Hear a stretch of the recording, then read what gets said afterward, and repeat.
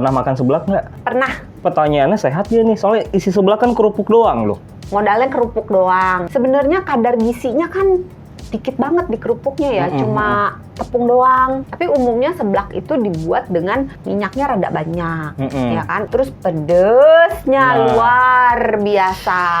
Ditambahin pakai ada bakso-baksoan, ada sosis-sosisan, dumpling-dumplingan dah. Nah, bakso dan sosis yang udah jadi itu kategorinya makanan olahan. Macem-macem lah tambahan-tambahannya itu yang mungkin bisa berpotensi menyebabkan gangguan kesehatan. Kalau sekali-kali sebenarnya sih nggak terlalu berbahaya. Sekali-kali itu berapa? Ya, boleh ya sebulan sekali lah. Miskin zat gizi, tinggi garam, tinggi gula, tinggi lemak, rendah serat, rendah protein gitu. Itu akan menyebabkan orang yang makan mengalami gangguan gizi. Orangnya akan mengalami kegemukan, gangguan metabolisme gitu ya, bisa sampai ke kolesterolnya atau bisa misal iya sampai kolesterol bisa.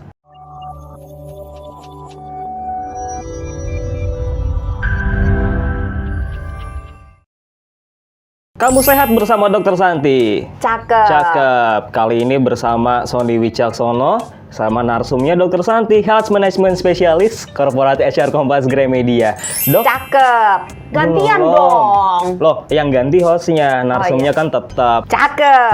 Apa kabar Dr. Santi? Luar biasa. Cakep. Cakep mulu dok. Iya, biar sesuai gitu, cakep. Biar ganteng, biar sayanya ganteng, dokternya cantik, biar sehat juga, biar makanan. Apa dulu yang cakep yang nonton? Oh iya, halo sahabat Sonora, kenalin nih ada saya Sony Wicaksono nih. Biasanya cuma siaran aja sama Dokter Santi. Iya. Sekarang nampil di YouTube juga ya. Sekarang Kamu Sehat bakalan ngebahas soal makanan yang nggak sehat. Loh, gimana tuh ceritanya? Ya kan? Jadi sehat apa enggak? Nah ini makanya mau nanya ke dokter, seblak dok. Pernah makan seblak nggak? Pernah bohong. Kapan coba makan seblak? Nah, saya tanya. Dibikinin sama Mbak Retno. Mbak Retno, hai, makasih loh seblaknya. Mbak Retno siapa ya dok? Mbak Retno di Poli. Poliklinik Gramedia. Oh pernah makan seblak. Pernah. Rasanya gimana? Iya karena bikin sendiri ya enak lah. Oh enak. Sorry bukan bikin sendiri, karena dibikinin Mbak Retno ya enak lah. Iya. Tapi kan sekarang ini banyak yang makan seblak dok, apalagi ada seblak prasmanan. Belum lagi pedesnya, levelnya bahkan sampai level 10 ada. Level Katanya 2. level neraka ya. Oh iya kan kayak yang pernah ke neraka aja. Katanya pedes banget. Nah itu dia. Tapi pertanyaannya sehat dia nih, soalnya isi seblak kan kerupuk doang loh. Kata siapa? Ada dumpling juga sih, ada apa lagi tuh sayuran, tapi kan banyaknya kerupuk. Terus kenapa dok kalau gitu seblak tuh dikategorikan sebagai makanan nggak sehat? Penyebabnya apa? Ya, karena sebenarnya kalau seblak yang umum beredar, yang kayak Mas Sony bilang, modalnya kerupuk doang. Kerupuk sendiri aja kan sebenarnya bukan sesuatu yang bisa dikategorikan sebagai sehat. Iya. Karena untuk membuat kerupuk dibutuhkan kan bahan-bahan pengawetnya, ada pewarnanya, ya kan, ada penyedapnya. Sebenarnya penyedap kalau nggak berlebihan nggak apa-apa sih. Micin. Nah, micin juga kalau nggak berlebihan nggak apa-apa. Tapi kan bahan-bahan yang ada di dalam kerupuk itu sendiri tidak semuanya bahan-bahan yang baik, dan sebenarnya kadar gizinya kan dikit banget di kerupuknya ya, cuma tepung doang gitu. Iya. Terus kalaupun ada ikannya dikit banget cuma gitu kan ya, secuil doang, atau malah cuma bebauan ikan doang, tapi sebenarnya ikannya sendiri belum tentu ada di dalam kerupuknya. Nah terus umumnya ini nggak membuat semua seblak itu pasti tidak sehat ya, tapi umumnya seblak itu dibuat dengan minyaknya rada banyak, ya kan. Jadi modalnya udah kerupuk, minyaknya rada banyak, terus pedesnya luar biasa. Nah, terus lagi ditambahin pakai macam-macam tuh. Ada bakso-baksoan, ada sosis-sosisan, dumpling-dumplingan. Sosis bakso yang di dalam umumnya ditemukan di dalam seblak, biasanya kan yang beli jadi, bukan yang ibu kita bikin sendiri, daging digiling terus dibikin bakso gitu kan. Biasanya bakso udah jadi. Nah, bakso dan sosis yang udah jadi itu kategorinya makanan olahan. Sama kayak kerupuk, ada bahan tambahannya, ada pewarnanya, gulanya, ada pengawetnya, ada pengenyalnya. Nah, bahan-bahan kimia yang ditambahkan untuk membuat si bakso, si sosis, macam-macam lah tambahan-tambahannya itu yang mungkin bisa berpotensi menyebabkan gangguan kesehatan. Habis kan enak. Tadi garam sama micinnya kan biasanya banyak ya. Habis kan enak dok kalau makan seblak terus-terusan. Nah kalau sering makan seblak nih, risiko kesehatannya apa? Kalau sekali-kali sebenarnya sih nggak terlalu berbahaya. Sekali-kali itu berapa? Sekali sehari? Sekali setahun lah gitu. Kejem banget ya dokter Santi, sekali setahun. Seminggu sekali lah ya? Ya, boleh ya? Sebulan sekali lah. Iya, seminggu sekali lah. Jarang sih orang makan seblak seminggu sekali, biasanya mah 2-3 hari sekali. Bener nggak sahabat Sonora? Komen di siapa yang makan seblaknya setahun sekali. Nggak ada kan? Nggak ada sih. Apalagi jangan-jangan ada. Apalagi seblaknya dekat rumah dok. Tetangga ya. Kan tiap pulang kan. Tiap lewat bebauannya langsung menggoda ya. Nagih mulu. Tapi risiko kesehatannya apa aja dok? Nah dari zat gizi ya. Seblak umumnya tadi isinya apa? Kerupuk. Terus bebasoan. Bakso. Terus cabe. Udah. Micin.